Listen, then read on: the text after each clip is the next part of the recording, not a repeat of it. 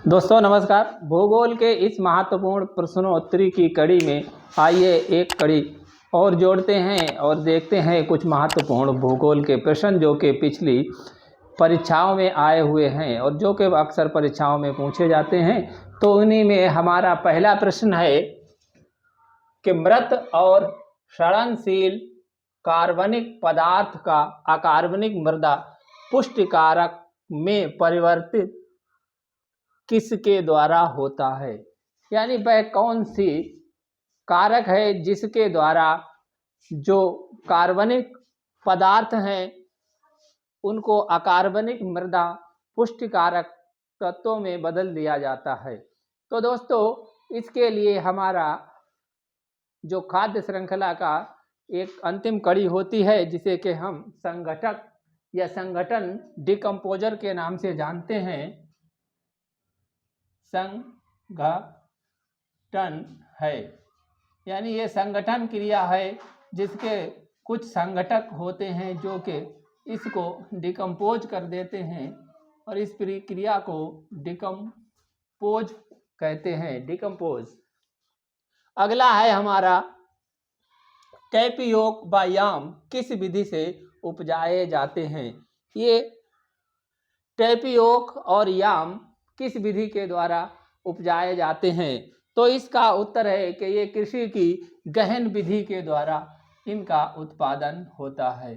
गहन कृषि के द्वारा इनका उत्पादन होता है, टैपियोक और याम। लैटेराइट मिट्टी किस कारण बनती है। लैटेराइट मिट्टी किस कारण बनती है। तो लैटेराइट मिट्टी बनती है लैटेराइजेशन यानी कि निश्चालन के द्वारा। निश्चालन की वह प्रक्रिया है जिसके द्वारा मिट्टी के जो उपजाऊ तत्व हैं वो रिस कर नीचे पहुंच जाते हैं और ऊपर मिनरल्स केवल बाकी रह जाते हैं। उस मिट्टी को लैटेराइट मिट्टी कहते हैं और ये लैटेराइट मिट्टी वहाँ होती है जहाँ पर के बहुत अधिक पानी बरसता है। तो इस क्रिया को निश्चालन के नाम से जानते हैं, निश्चालन यानी कि लीचिंग या लैटेराइजेशन। अगला है पृथ्वी का सर्वाधिक गर्म स्थान कहाँ पाया जाता है। हमारी इस पृथ्वी पर सबसे ज़्यादा गर्म स्थान कहाँ पाया जाता है। चूँकि हम जानते हैं कि विषुवत रेखा पर सूर्य की किरणें सीधी पड़ती हैं, लेकिन सबसे ज़्यादा गर्म स्थान विषुवत रेखा के आसपास ना होकर कर्क रेखा के आसपास है। तो दोस्तों सबसे ज़्यादा गर्म स्थान कर्क और मकर रेखा के आसपास जो रेगिस्तान होते हैं उन रेगिस्तानों में पाया जाता है। तो सबसे गर्म स्थान अफ्रीका के सहारा का मरुस्थल, सहारा के मरुस्थल में जो एक स्थान है लीबिया अल अजीजिया। सहारा के मरुस्थल में लीबिया देश में अल अजीजिया स्थान है जहां पर सबसे ज़्यादा गर्मी पड़ती है। अल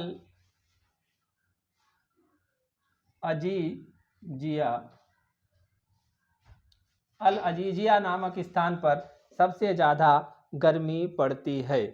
अगला स्थान है मध्य अक्षांशीय वनों में किस प्रकार के वन पाए जाते हैं। मध्य अक्षांशीय वनों, क्योंकि अक्षांश रेखाएं जो हैं वो दोनों गोलार्धों में 90-90 हैं और मध्य अक्षांश 90 के मध्य में 45 डिग्री हुआ।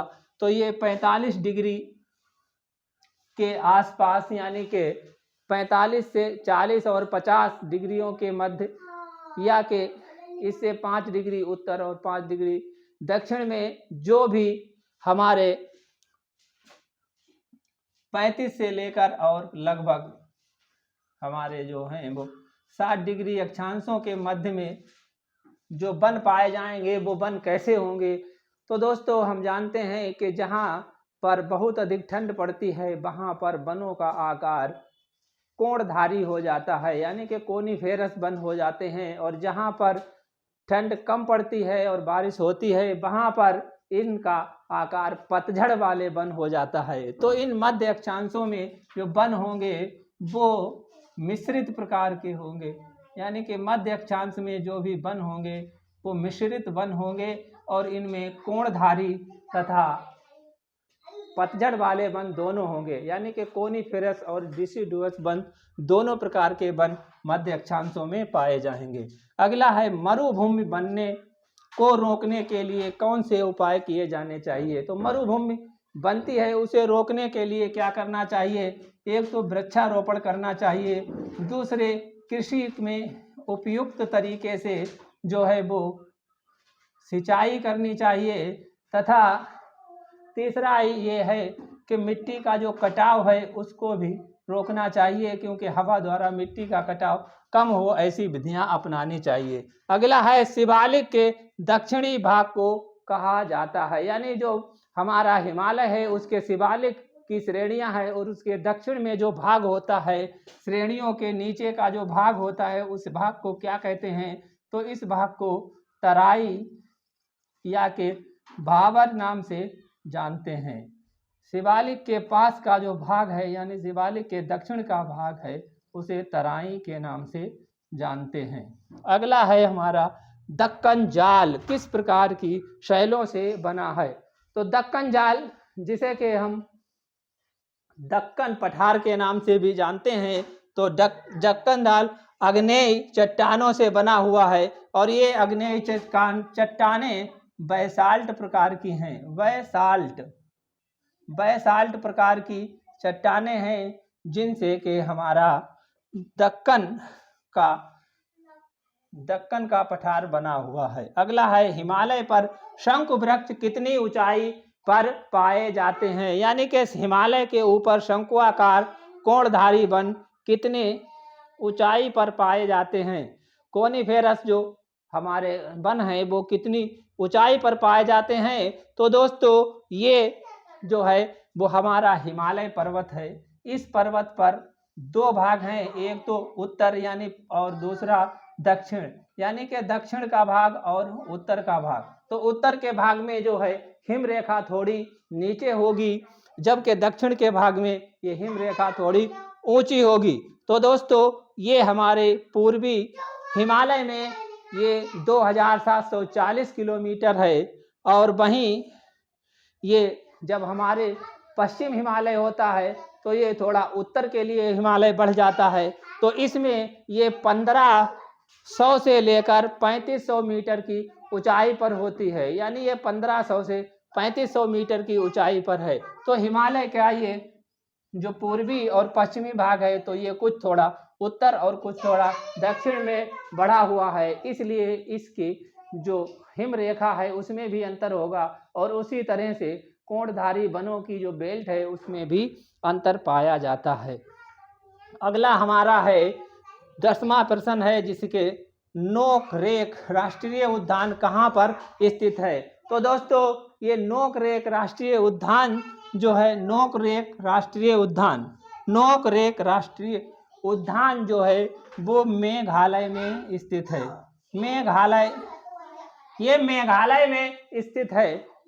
ये मेघालय में स्थित है। किस नदी को बिहार का शोक कहा जाता है, यानी कौन सी वह नदी है जिसे कि हम बिहार का शोक के नाम से जानते हैं। तो वो कोसी नदी है जिसे बिहार का शोक कहते हैं। बिहार का शोक कोसी नदी को कहते हैं। अगला प्रश्न है कौन सी परियोजना भारत की पहली जल विद्युत परियोजना है। तो दोस्तों सबसे पहले हमारे इस देश में दार्जिलिंग में नदी पर एक पहाड़ में नदी पर ये जल विद्युत संयंत्र लगाया गया, लेकिन सबसे पहली जो हमारी परियोजना है वो शिव समुद्रम कावेरी नदी पर बनाई गई परियोजना जिसे कि शिव समुद्रम के नाम से जानते हैं। तो ये शिव समुद्रम नामक ये परियोजना जो कि शिव समुद्रम नाम की ये परियोजना जो कि कावेरी नदी पर है।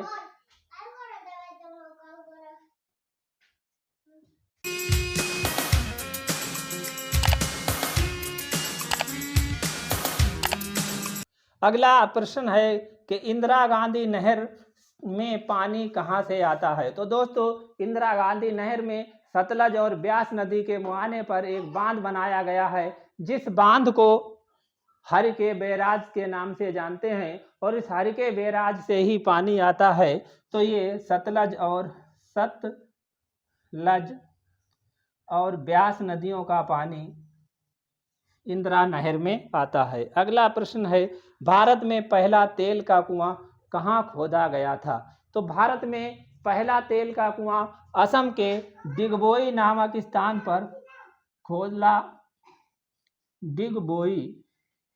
डिगबोई नामक स्थान पर खोदा गया था। ये भारत का पहला खनिज तेल का कुआं है। किस तिलहन से प्राप्त खली पशुओं के लिए हानिकारक है? तो दोस्तों ये अंतिम और आखिरी प्रश्न है। इसका उत्तर है कि कौन सा तिलहन ऐसा है जिसकी खली पशुओं को नहीं खिलाई जा सकती, अगर वो खिलाई जाएगी तो वो हानिकारक होगी। तो ये इसका उत्तर है कॉटन सीड, यानी कि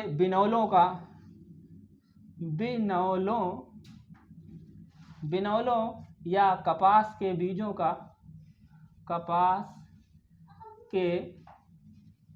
बीज का तेल।